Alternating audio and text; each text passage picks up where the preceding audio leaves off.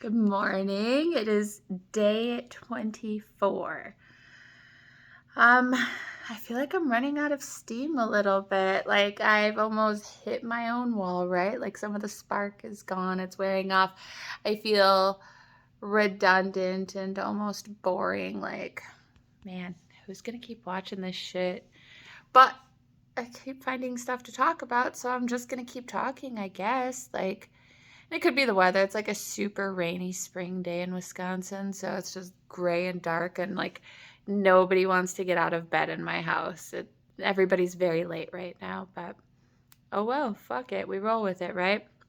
So today I want to talk about the difference between like helping and supporting the person you love with addiction, or I mean, you don't even have to love them, the person you give a fuck about, versus enabling. What is enabling? So, to break it down real fucking simple, if you're trying to save the person, if you're trying to do the shit for them, if you're working harder than they are, if you're trying to keep them from having to face their consequences, you're enabling them. And that's not what we want. We want that love and support. I mean, think of the Rat Park. They need to feel loved. And I don't want to say they as though it's somebody else like we're talking about and it's not who's watching, but like the person who is struggling needs love, right? Like they need to feel loved and supported and that somebody gives a shit about them and cares about them. And that's what helps them, whether it's sitting with them in their misery. The other, like, you don't want to hide their shit or avoid their shit because you don't want to cause a fight or, make them upset.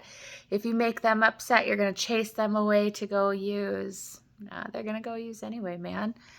So, how do we do this, right? We don't want to be working harder than the other person. And that's true in everything. That's not even just substance use world. Like if the goal is somebody else's, we can't work harder than them to achieve it. What's it worth then, right? I mean, then you might as well just give everybody everything and we're just going to turn into a society of like Wall-E where we don't do fucking shit, right? So that got extreme real fast. Um, we have to let people suffer their own consequences. And again, this is true in all aspects. I mean, think of being a parent, right? Like, if we don't let our children suffer their own consequences, they're not going to learn from it. There's no reason for them to change what they're doing because they're being shown that that's acceptable, that it's okay. And the same goes for somebody who's using. I mean, keep in mind, us as the outsiders, our brains are functioning properly. Those who are in active addiction, their brains are not. So they're at a very kind of different level than we are. So if they do a behavior and they see that it's okay and there's no consequence of it and it does something to reward them in some way, they're not going to change it. They're just not. I'm not saying by any means like kick them to the curb, let them sleep in the fucking streets, don't give them food. No, none of that. Like that's terrible. That's not how we fucking treat humans, right? Like treat humans like fucking humans. Very basic concept. But don't give them money or drive them to their place or help them get it or lie to the police or lie to anybody. I mean, how many times have you lied to your significant other about like giving your kid money or letting your kid do something, that kind of thing? Like, don't do things for them that you know are going to lead to their use or to lead to them not having their own consequences or facing the music, right? And by facing the music, I'm not saying like jail, prison charges. That doesn't help anybody ever.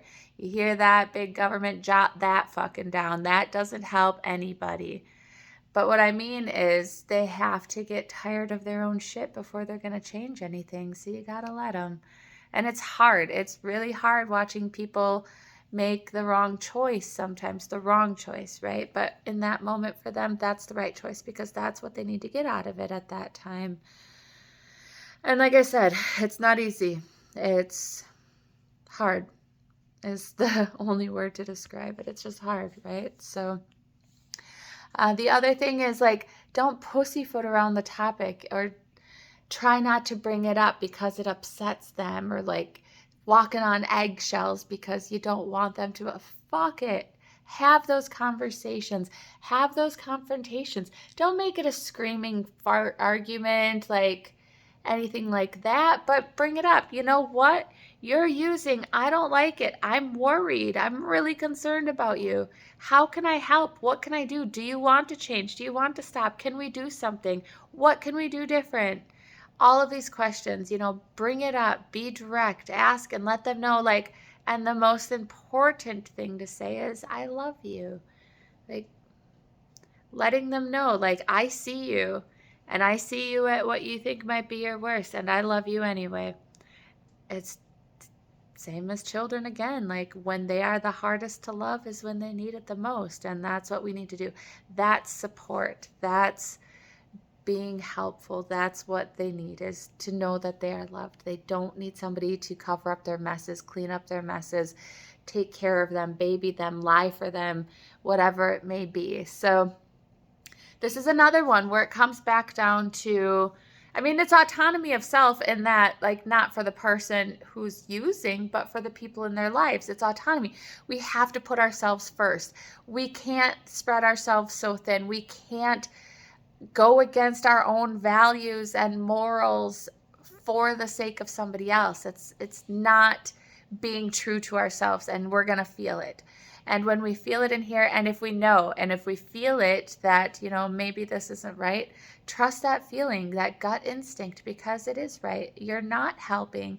If you have that internal kind of monologue of, this isn't going to help at all, listen to it. Put yourself first. Set those boundaries. You know what? I can't have you come here when you're that fucked up. It's too scary for me. Whatever your boundary may be, right? Like, I don't know. Everybody's different, and it goes back to this individuality that we're always talking about. But at the end of the day, we have to come first as the loved ones, right? And take care of ourselves before we're any good to help anybody else. So this one was kind of weird because it's not one that was for the person using or helping them to stop by any means, but more for the loved ones around them, the people in their life. But it's an important part of it, so it should also be addressed. All right, have a good day, guys.